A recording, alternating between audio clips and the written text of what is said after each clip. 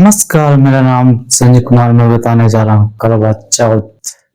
इसमें हम समझेंगे कि महिलाएं जो करवा चौथ व्रत करती है अपने पति के लिए, लंबी उम्र की और समृद्धि के लिए, तो इसमें हम समझेंगे कि आखिर क्यों मनाती है और ऐसे 5 महत्वपूर्ण मनोवैज्ञानिक तथ्य महत्वपूर्ण बातों को समझेंगे, जिससे और बेहतर तरीके से समझ पाएंगे और कहानी को भी समझेंगे। और फिर हम समझेंगे मौखिक तथ्यों को, जिससे हम लोग जो आधुनिक समय में कर रहे हैं वो सभी बातों को बेहतर तरीका से समझेंगे। तो शुरुआत करते हैं हम कहानी को, उसके बाद फिर 5 मनोवैज्ञानिक तथ्य बातों को, महत्वपूर्ण बात जो है उसे भी बताएंगे। तो कहानी एक साहूकार की होती है। उसमें उस साहूकार का 7 पुत्र और 1 पुत्री होता है और उसमें सभी का विवाह शादी कर दिया जाता है। और जब बेटी का हो जाता है, फिर बेटी, एक बार की बात है कि अपने नैहर आती है। उस दरमियान में करवा चौथ का व्रत भी होता है, तो उस वक्त में करती है। लेकिन वो साहूकार की बेटी 7 भाई जो था उसकी लाडली होती है, प्यारी होती है। तो हुआ यूं कि उसने 7 भाइयों ने कहा कि तुम कब खाओगे, इस प्रकार से, क्योंकि वो 7 के लिए बहुत प्यारी थी, लाडली थी। तो उसने क्या किए हैं 7 भाई मिल करके कि करवा चौथ का व्रत जो होता है, चांद को चलने से देखने के बाद ही, पति का चेहरा देखती है, उसके बाद ही खाना खाते हैं। तो उसने 7 भाई क्या किए हैं कि एक पहाड़ी पर जा करके आग जला दिए हैं और वही को देखने के लिए बोल दिए इस प्रकार से। तो उसने जो और भाभी थी वो सबको बोली, तो भाभियों सब ने बोल दी कि ये तुम्हारे लिए चांद निकल आया है, मेरे लिए तो और दूसरा समय, इस प्रकार से बोल दी है। लेकिन वो उसी को देख करके फिर व्रत तोड़ते खाना खा लेती है। लेकिन खाना खाने के दरमियान में होता है कि छींक आता है और फिर उसे खाना में बाल मिल जाता है, इस प्रकार से होता है। तो ये सभी बातें होता है। लेकिन फिर उनके ससुराल से बुलावा आ जाता है। वहां जाते तो उसका पति मरा हुआ रहता है और उसकी माँ ने कुछ शर्तें कर दी थी कि रास्ते में जाने के समय में सभी के पैर छू करके जाना है, और वैसे ही की है। और कुछ शर्तें ऐसा था कि कोई ऐसा बात बोल देगा उसके बाद तुम गांठ बांध लेना, और वही, और उसका पति मरा हुआ था तो उसका अंतिम संस्कार करने के लिए नहीं दिए। तब उसके जिद के वजह से उसे घर बना करके वहीं रहने के लिए दे दिया गया। और उसकी ननद ने कोई ऐसी बात बोली थी जो कि वहीं पर गांठ बांध ली थी, और फिर वहां जो शमशान में रहती थी वहां खाना पहुंचाने के लिए ननद ही जाते थे। तो वहां से पता चला कि वो गलती की है, इस वजह से उसका पति मर गया। और वो करवा चौथ कार्तिक के महीने में जो होता है, वही देवी जो है तुम्हारे पति को जिंदा करेगी। तो उसकी पूजा फिर की दोबारा, जब आया व्रत वो समय तो की है, और उसी से वहां से जिंदा हुई, उसका पति जिंदा हुआ। तब होता है कि एक चमत्कार हो जाता है यहाँ पर। लेकिन यहाँ पर ध्यान देने योग्य बात यह है कि हम लोग भी अपने भाई के या पिता के या किसी के भी प्यारे रहते हैं, लेकिन पति पत्नी में जो रिश्ता है उससे समझना बेहद जरूरी है, क्योंकि हम पति के लंबी उम्र के लिए करते हैं, स्मृति पाने के लिए। तो और दिनों में क्यों हम ज्यादा अनबन हो जाता है, जिससे सही से मेल मिलाप नहीं होता है, बातें नहीं बनता है, ये सभी कारण है। तो इसका सीधा जवाब है कि हम अपने बातों को ज्यादा महत्व देते हैं। ये सब वजह से जो है नहीं हो पाता है। जिस प्रकार से पूरे त्याग समर्पण के साथ अपने पति के लंबी उम्र के लिए, स्मृति के लिए करवा चौथ का व्रत करते हैं, उसी प्रकार से हम दैनिक जीवन में भी करना है, पूरे त्याग समर्पण के साथ रहना है। और पति को भी चाहिए कि अच्छा से बर्ताव करना, व्यवहार करना, ये सभी बातों का ख्याल रखना।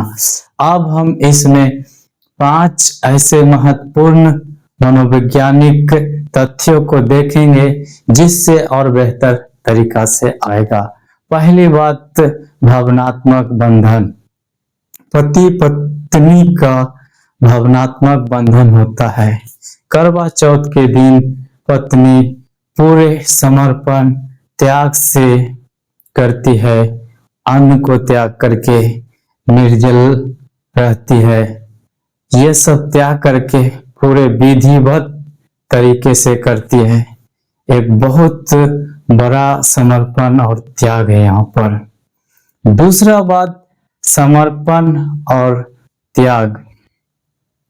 समर्पण और त्याग की बात करें तो ये जो महिलाएं हैं पूरे मन से, पूरे शिद्दत के साथ अपने पति के लिए जो ये व्रत करती है और ये चाहती है कि मेरा पति अच्छा हो और अच्छा से वार्तालाप करे और इसकी लंबी अधिक हो, हमसे भी ज्यादा आयु के हो और असमृद्ध हो, धनवान हो, इस प्रकार से सोचती है और अपने पति के लिए त्याग भी करती है, उसके प्रति समर्पित रहती है।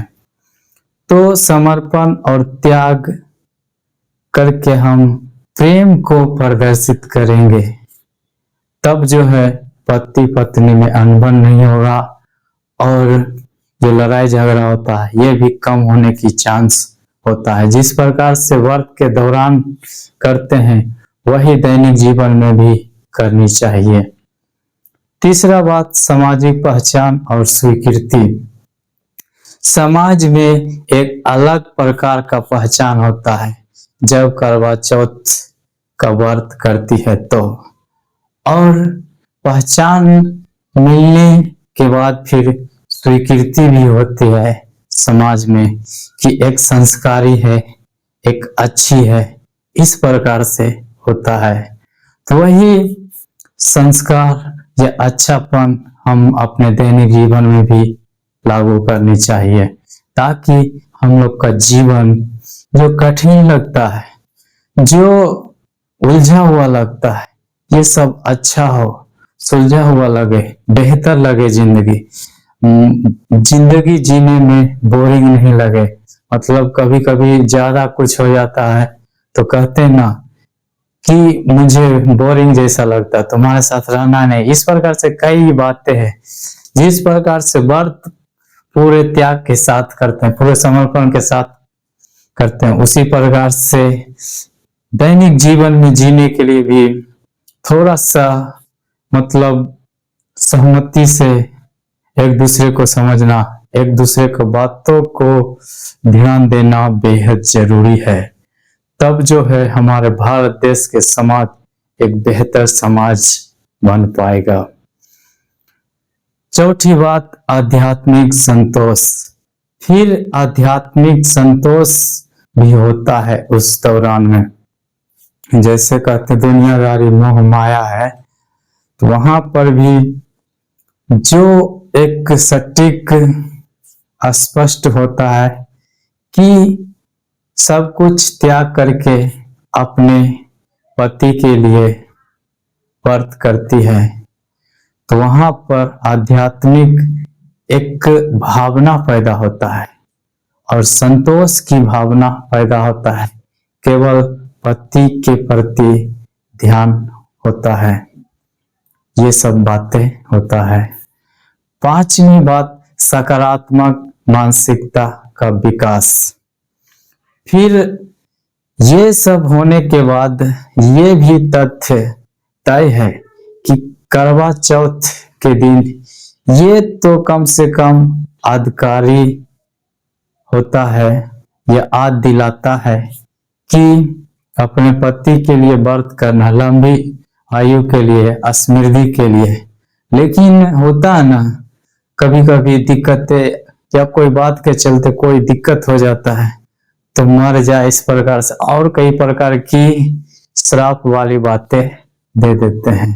लेकिन उस दिन एकदम अच्छा बात बोलते हैं, अच्छी बात करते हैं, अपने पति के लिए अच्छा सोचना, मेरा पति का भला हो, अच्छा हो, इस प्रकार से सोचते, यानी सकारात्मक विकास भी उस दिन होता है। तो वही सब बात तो यानी सकारात्मक विकास को कहें तो होना चाहिए हर दिन। अपने पति के लिए सकारात्मक बातें सोचना, सकारात्मक बातों को करना बेहद जरूरी है। केवल व्रत के दिन नहीं, और दिनों में भी हम लोग को करनी चाहिए। अगर जो महिलाएं अपने पति के लिए प्रतिदिन अपने पति के लिए सकारात्मक बातों को सोचती कि मेरा पति अच्छा है, मेरा पति भला है, अच्छा करेंगे, उनकी आयु लंबी होगी, वो समृद्ध होंगे, अच्छा करेंगे, तो उनका पति सच में अच्छा करेंगे। तो ये थी कुछ मनोवैज्ञानिक तथ्य जो कि आप लोग को बताना मुझे बेहद जरूरी लगा, तो मैंने बता दिया। आप लोग का क्या राय है कमेंट में बताइए, और चैनल पर पहली बार है तो लाइक कीजिए, शेयर कीजिए, और कमेंट करके अपनी राय को भी बता सकते हैं। और फिर चैनल को सब्सक्राइब कर लीजिए। फेसबुक पेज पर देख रहे हैं तो फॉलो कर लीजिए, ऑल वाले वीडियो के घंटी को दबा दीजिए। और ये वीडियो पूरा देखने के लिए आप लोग को बहुत बहुत धन्यवाद।